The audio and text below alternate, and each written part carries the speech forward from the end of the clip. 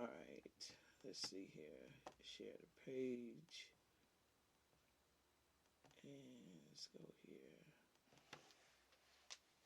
Shariq, I think you're gonna have to start in the podcast. So let's get you're this. Gonna have to start set up coming in this on morning. Under my name. Shariq, I think you're gonna have to start taking care of this right here so let's get because this. it slows me down. It slows me down with where I need to be. So, yeah, it does. It slows me down with getting myself set up on putting them where they need to be. So you're going to have to start logging in under my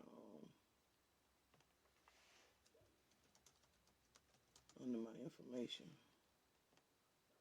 and share these over here.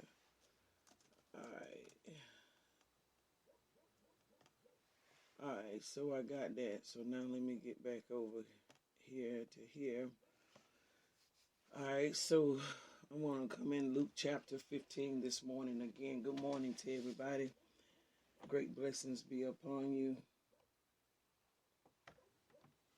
Luke chapter 15. And let's pick it up at verse 11. Luke chapter 15 and verse 11. I'm actually sensing that the Lord wants me to go into, good morning to y'all on Facebook. I'm actually sensing that the Lord wants me, I know, to go into like a series.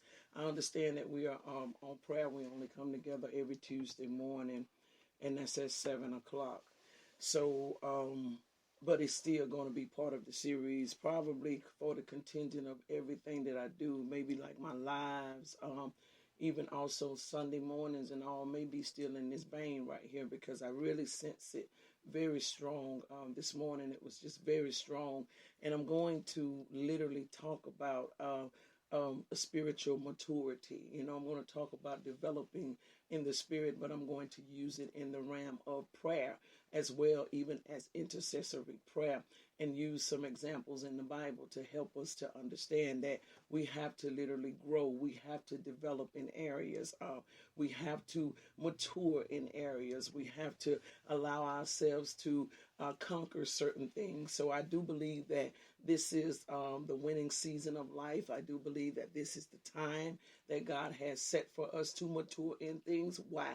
Because I believe that we are the ones that the Lord has set to come into place. If you haven't noticed, 2020 took out a lot of the big generals in the faith, those that have held positions for years, that were superior in certain aspect, for lack of a better term, looked up to and all. A lot of them were going on to be with the Lord. So that means that there are those of us that have to step up into the role, into the position, but we cannot step up into it if we are not matured, if we are not properly positioned. And so I'm going to talk about spiritual authority and also talk about the fact of submission and what it literally means to really be submitted. You can be in a place, but it does not mean that you are submitted to the place, so I'm going to show in different contexts and talk to y'all concerning that, because those are the weapons that the enemy is using, and the Lord is ready to literally bring us into an enlightenment or a revelation of those weapons that are being used against us, so that we can literally develop. We can grow. This is not going to be the season in your life where you can literally sit around and pout. Y'all better hear what I'm saying to you this morning. This is not the season of your life where you can just make a decision to just be in rebellion. No. See, you could be in rebellion before it was the time for you to step up to the plate. You understand? You could trip in the dugout all you want to,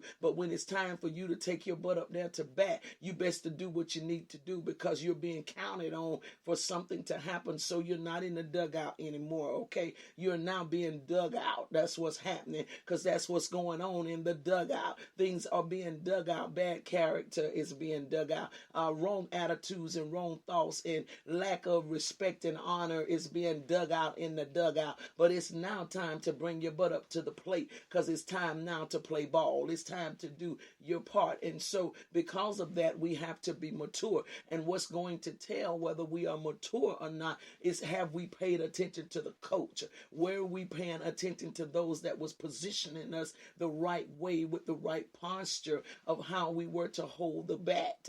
Are we the ones that slings the bat way out? Because you can be literally counted out for slinging the bat, because it literally causes a hurt to someone else. It can literally hit someone and literally harm them. So you can literally be found out just for throwing your bat. But if you have it literally shows that you are afraid. You are literally not really in sync with what's going on. There's still a fear to you. There's not a confidence to you. So there is the slinging of the bat, because once you become comfortable in what it is that you're doing, and you are comfortable with your coach and what has been poured into you, you can literally just lie your bat down once you have hit the ball. So all of this now is coming into play, because there is assignments for you. There is some things that God has for you to do. And so because of that, your pity parties have to stop. Listen, I'm sorry you can't be in there whining all the time, and you can't be in there crying,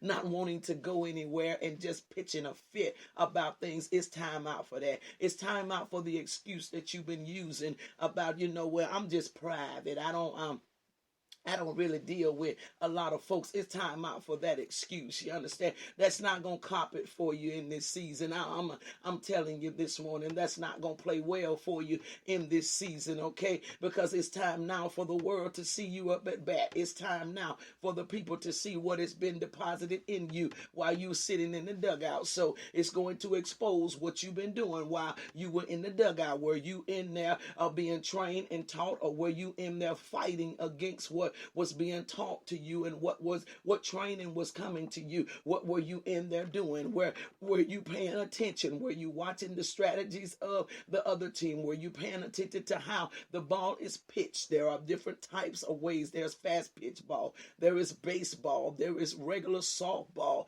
It just depends on which game it is that the Lord has put you in, but they all carry the same strategy. So it is going to tell what you have been doing in this season. So spiritual maturity is very important, y'all. Spiritual maturity is where we're going to dig in. And yes, spiritual maturity is a vital part in our prayer. Yes, our intercessory prayer. It is a vital part, because there are so many things that we are losing because we are not mature enough to handle the victory. We are not ready for the victory. We are saying, God bless me with more money, but I be dog, you won't do right with what he's giving you. So how is there how is there a maturity that is in that right there? So the fact of wanting or desiring something is not the issue, but getting yourselves together, getting ourselves together to be able to apprehend that the Lord has for us. That's the problem right there. So let's look in the scripture and grab us a witness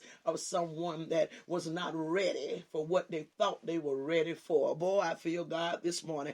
Let's talk about somebody that wasn't ready. Father, I love you this morning, man. Let's talk about somebody that wasn't ready for what they thought they were ready for. Immature. Immature. Let's go in here now. Where we at? John chapter what? Where are we? Where are we this morning? Luke 15. I'm sorry. Luke 15. You can tell John is one of my favorite books, can't you? Luke chapter 15, and let's go to verse 11. Luke chapter 15 and verse 11. It says, and he said, a certain man had two sons. And the younger of them said to his father, Father, give me the portion of goods that falleth to me. And he divided unto them his living. Now I need y'all to catch verse 12, because this is where the immaturity comes in. Some folk would say that the young man was rebellious. I beg to differ. He was not rebellious. Rebellious is a refusal to do something. He was immature. He was requesting something that he wasn't ready for. He didn't have the substance that he needed. He wasn't yet ready to come from under the tutelage of the Father. He saw he had an inheritance and wanted to pursue or to redeem the inheritance, but it wasn't time for the redemption. Verse 12 again, and the younger, it says, of them said to his father. He steps to the father. I need y'all to see all of this. See, immaturity calls you to step in places that you ain't got no business stepping in. Immaturity calls you to run up on people that you have no business running up on. Immaturity make you talk back to those that are set in position and authority above you. Immaturity will do that. So he said to his father. His father did not initiate to him, but he said to his father. But I need y'all to understand something here. He saw, or the father did not deny or did not hold back or not reveal to him what was due to him. I need y'all to ride with me this morning. The father did not hold back or hide from the boy what belonged to him. He allowed the boy to see what belonged to him. You know that because the boy requested it. So he did not try to hide it from him as to say, I'm not going to let him see what belongs to him because I don't think he's ready for it. No. You will see what God wants to do with you. You will know what your inheritance is. Oh, God help me on this morning. Hold up.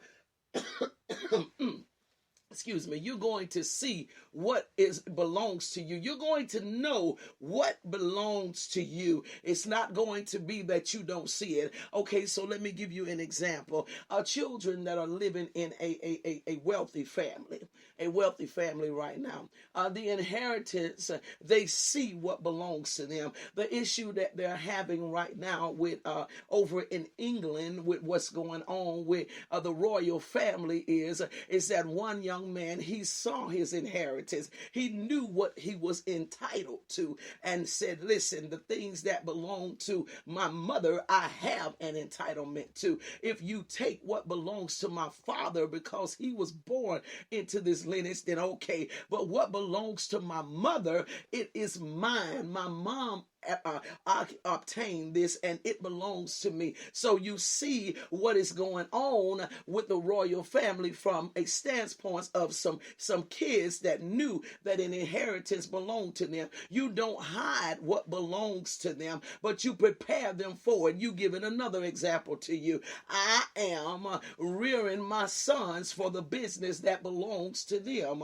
They have a food truck that I purchased for them, and I'm rearing them in it to prepare them to be able to run this themselves without me having to be there. So they see what belongs to them. It's not a holding back from them what belongs to them. God will let you see what it is he wants to do in your life and what you are entitled to because of you being a joint heir. He will allow you to see it, but you have to know when you are ready for it. God help me. You have to know when you are ready for it. You better hear what I'm saying to you this morning. Oh, God help me, please. Luke chapter 15. You got to know when you are ready for it.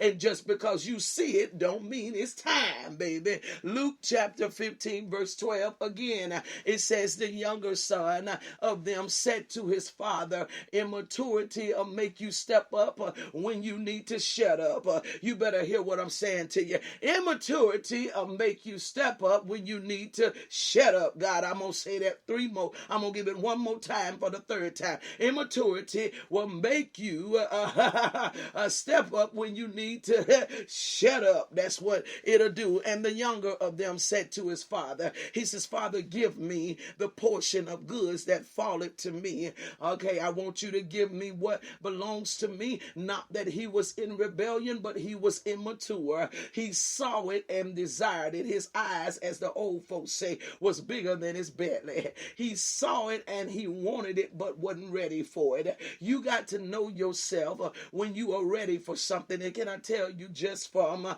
having been one that the Lord has dealt with and has graduated in multiple areas at certain times, God did not give me, or I did not obtain to lay a hold of as to where it was mine until it was my time. There has been times in my life where I would attempt to step into things before I was ready for it, and I literally made a mess out of it every time because I did not have the integrity, nor did I have the character